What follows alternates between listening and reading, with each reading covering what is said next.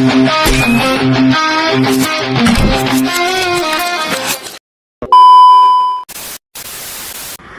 Sobat Hukum, kembali lagi bersama kita. Aku Sheryl. Dan aku Yoyo. Hari ini kita akan ngebahas satu topik yang pernah viral dari lapas kelas 2B Kota Cianjur. Yoyo tau gak sih itu tentang apa? Tentang pelarian bukan sih? Bener. Nah, menurut Yoyo pelarian itu termasuk pemberontakan gak sih? Menurut aku pelarian itu bukan termasuk pemberontakan, karena pemberontakan itu artinya melawan negara. Nah, dalam insiden ini narapidana kan melakukan pelarian. Nah, maksud dari tujuan pelarian ini pelarian dari lembaga pemasyarakatan. Aku mau tanya balik nih, Sarah. Dalam kitab KUHP yang baru kan pelarian ini ada pidana tambahannya nggak? Ada dong, walaupun KUHP baru punya pendekatan yang lebih modern dan humanis, melarikan diri dari lapas tetap ada konsekuensi hukumannya. Jadi kalau narapidana kabur itu tetap kena pidana tambahan. Tapi aku penasaran ya, menurut kamu ini salah siapa sih? Nah, itu yang menarik. Kita nggak bisa cuma lihat dari sisi pelaku.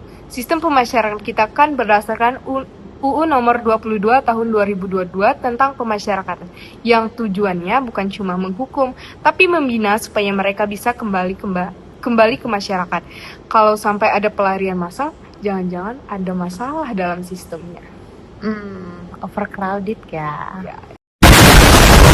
Iya, banyak lapas di Indonesia yang penghuninya melebihi kapasitas.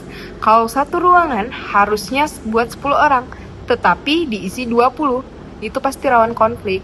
Tapi aku mau tanya, Sar, apakah kondisi penuh bisa jadi alasan pembenar buat kabur?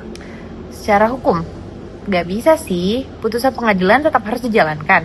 Tapi secara kriminologis, kondisi yang nggak manusiawi bisa jadi faktor pendorong. Menurut kamu, KUHP yang baru bisa nggak sih jadi solusi masalah lapas penuh ini? Lumayan membantu sih, karena KUHP baru memperluas pidana alternatif kayak pidana pengawasan atau kerja sosial.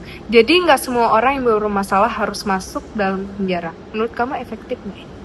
A few moments later. Nah, itu tantangannya. Kalau mindsetnya masih semua harus dipenjara, ya lapas bakal tetap penuh. Padahal semangat KUHP yang baru itu lebih ke keadilan restoratif dan proporsionalitas hukum. Menurut kamu, apa pelajaran paling penting dari kasus ini? Menurutku, ini reminder kalau sistem pemasyarakatan itu harus seimbang, keamanan yang kuat, tapi pembinaan juga harus tetap berjalan. Kalau salah satu aja yang nggak seimbang, pasti akan timbul kecawasan. Kalau dari sisi kamu? Buat aku, ini bukti kalau reformasi hukum nggak cukup di atas kertas aja. Implementasinya harus serius, negara wajib tegas terhadap pelarian, tapi juga wajib memperbaiki kondisi di lapas.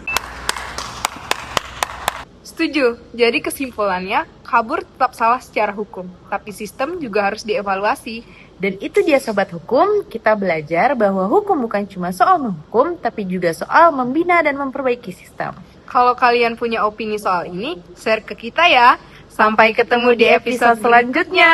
Dadah!